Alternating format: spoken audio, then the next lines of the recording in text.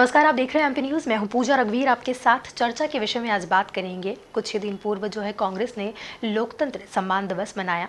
इस सम्मान दिवस का जो मनाने का कारण था कहीं ना कहीं कांग्रेस की तरफ से ये था कि कांग्रेस की कमलनाथ सरकार 15 महीनों तक जनता से चुनी गई सरकार के चलते ये चली। उसके बाद बीजेपी के ऊपर ये आरोप है कि खरीद फरोख्त की सरकार के चलते कांग्रेस की सरकार गिरा दी गई और कांग्रेस के नैतिक मूल्यों के चलते कांग्रेस ने इस्तीफा दे दिया। कमलनाथ सरकार ने जो है कमलनाथ ने इस्तीफा दे दिया और बीजेपी ने खरीद फरोख्त की सरकार के चलते जो है सत्ता हासिल कर ली। इसी के चलते फोन लाइन पर हमारे साथ मौजूद है बीजेपी से यशपाल सिंह सिसोदिया जी और कांग्रेस से कुणाल चौधरी जी। सर, बहुत स्वागत है आपका एमपी न्यूज़ पर। सबसे पहले मैं बात करना चाहूँगी कांग्रेस से कुणाल चौधरी जी से।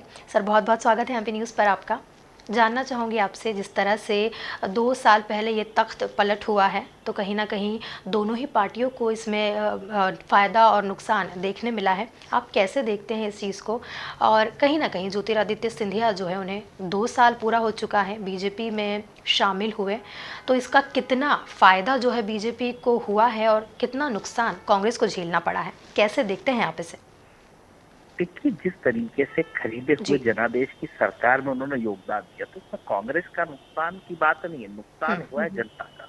वो जनता जिसके 2 लाख तक के कर्जे माफ हो रहे थे, वो जनता जिसकी एक करीब की पेंशन 300 से 600 हो चुकी थी और 1000 पहुंच रही थी, वो जनता जिसे इंदिरा गृह ज्योति के नाम से 100 रुपए यूनिट बिजली के बिल आ रहे थे, वो जनता जिस किसानों को एक मोटर पे भले ही 6 से चलाता था तो एक मोटर का बिल आता था, तो कहीं ना कहीं जी। किसानों के बेटियों के शादी के 51,000 रुपए हो चुके थे। यहाँ पे 30 दर्शन यात्रा और अलग अलग वर्गों के लिए जो काम हो रहे थे, ये कुतराघात उनके साथ करा है।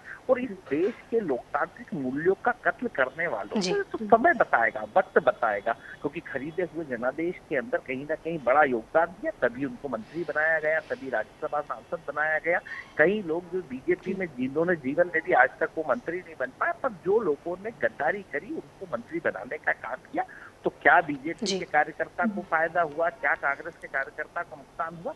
नेता हमेशा कार्यकर्ताओं के दम पे बना जाता है। कोई नेता देश से पैदा होकर नहीं आता। कार्यकर्ता नेता मानते थे तो नेता थे, पर उन्होंने कार्यकर्ताओं की उस मेहनत को जो बेचने का काम किया, मध्य प्रदेश की जनता के जनादेश को जो बेचने का काम किया, जो मध्य प्रदेश के आम लोगों के हक और अधिकार को बेचने का काम किया, समय बताएगा, वक्त बताएगा और जनता इसका जवाब माकूल रूप से देगी, 2023 के अंदर देगी। नहीं तो कि विजय स्थिति बीजेपी की है कि एक बीजेपी का कार्यकर्ता लोकसभा चुनाव जीतता है, वो बार बार कहता है कि मुझे बुलाया नहीं जाता, ना तो उसे मंत्री बनाया जाता है, ना उसे खुदा सीट से कुछ करा जाता है, ना वहाँ पे कार्रवाई करी जाती है उनके कहने के ऊपर, और बार बार आला कमान का। तो ये क्या फायदा बीजेपी के कार्यकर्ताओं को, वो तय करें कि वो तो मंत्री बन गए, जनता का क्या हुआ? सड़क पे उतरने की बात करी थी, कितने सड़कों पे तय, कितने अतिथि विद्वानों का हुआ, कितने अतिथि शिक्षकों का हुआ, कितने उन पटवारियों का हुआ? तो क्या हक और अधिकार लोगों को मिला या फिर जनता के जनादेश को बेचने का इन्हें क्या प्रतिफल मिला? ये ना। जी। जी कुणाल जी, बहुत बहुत शुक्रिया हमारे साथ फ़ोन लाइन पर जुड़ने के लिए। अगली बात मैं करना चाहूँगी बीजेपी से जुड़े हुए हमारे साथ यशपाल सिंह सिसोदिया जी। सर, बहुत स्वागत है आपका एमपी न्यूज़ पर। जानना चाहूँगी आपसे, ज्योतिरादित्य सिंधिया को जो है 2 साल पूरे हो चुके हैं बीजेपी में। अब उनका बीजेपी में रहना कितना फ़ायदेमंद रहा बीजेपी के लिए और कांग्रेस के लिए कितना नुकसानदेह रहा? कैसे देखते हैं आप इसे? देखिए पूजा जी, एक तो सिंधिया जी का जो कद है और जो कांग्रेस से जिस प्रकार से वो कुंठित हो रहे थे और जिस प्रकार से उनकी उपेक्षा और उनके साथ जो व्यवहार किया जा रहा था वो दुर्व्यवहार के रूप में था। और अगर उनका वहां मान सम्मान नहीं था, तो जब वो भारतीय जनता पार्टी में आए पूरे दलबल के साथ, उनके मंत्रियों के साथ, उनके विधायकों के साथ, तो भारतीय जनता पार्टी के संगठन ने उनका स्वागत किया और उनको शामिल किया और उसके बाद फिर उनको राज्यसभा में। अब वो पिछले 2 वर्षों से वो हमारे पार्टी के बहुत जिम्मेदार वरिष्ठ नेता हो गए हैं और हमने वो घुल मिल भी गए हैं, अभी वो केंद्रीय मिनिस्टर भी है। देखिए, भारतीय जनता पार्टी हमेशा सबको साथ लेकर के चलती, सबका साथ, सबका विकास और सबका विश्वास। तो ये माननीय सिंधिया जी के आने से भारतीय जनता पार्टी निश्चित से मजबूत हुई है, लेकिन कांग्रेस बहुत सदमे में है पूजा जी। और कांग्रेस इतनी सदमे में है कि कांग्रेस में अभी न नेता है, न नीति है, न नेतृत्व। तो देखिए छिन्न भिन्न हो गई कांग्रेस।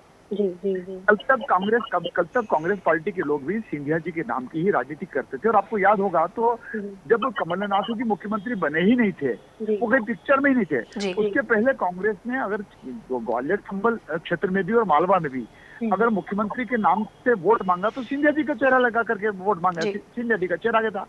और देखिए जो कुछ भी घटनाक्रम 2 साल में हुआ पूजा जी, उसके बाद कल जहां लोकतंत्र सम्मान या लोकतंत्र रक्षा की बात कर रहे हैं कांग्रेस उस सरकार की अपदस्थ होने को, तो हम तो कांग्रेस से पूछेंगे फिर इमरजेंसी क्या थी, फिर आपातकाल का आप क्यों नहीं इस प्रकार से आपातकाल को का जो एक बड़ा कलंक था हिंदुस्तान के ऊपर, लोकतंत्र की हत्या तो आपातकाल में हुई है।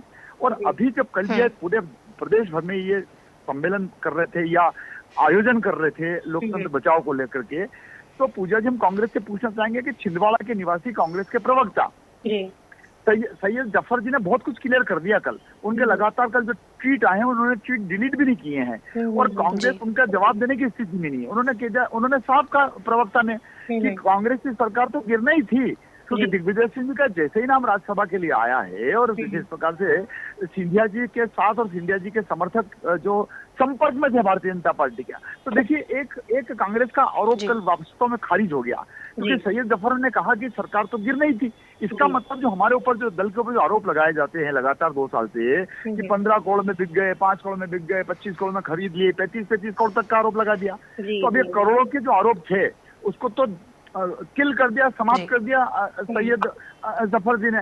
तो कांग्रेस को उनसे स्पष्टीकरण लेना चाहिए या कांग्रेस को उनको एक्शन लेना चाहिए कि तुम 2 साल से भारतीय जनता पार्टी के संगठन के ऊपर जो आरोप मढ़ रहे हो कि तो ये तो जनादेश को का अपमान करने वाली सरकार बन गई, जनादेश को सरकार खरीद फरोख्त के आधार पर बनी है, तो बिकाऊ लाल है, फलाना है, ढिमका है।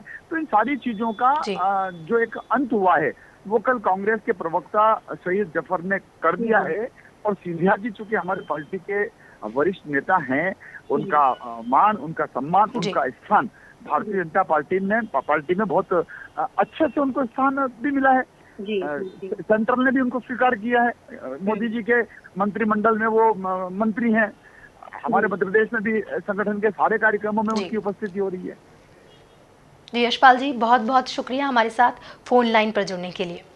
सियासी किरदारों का इस तरह से दूसरी पार्टी के रंग में रंग जाना ये वर्षों से चला आ रहा है। ये चीज़ जो है कब खत्म होती है ये तो आने वाला वक्त ही बताएगा। फिलहाल चर्चा के विषय में इतना ही। बाकी खबरों के लिए आप बने रहे MP न्यूज़ के साथ। नमस्कार।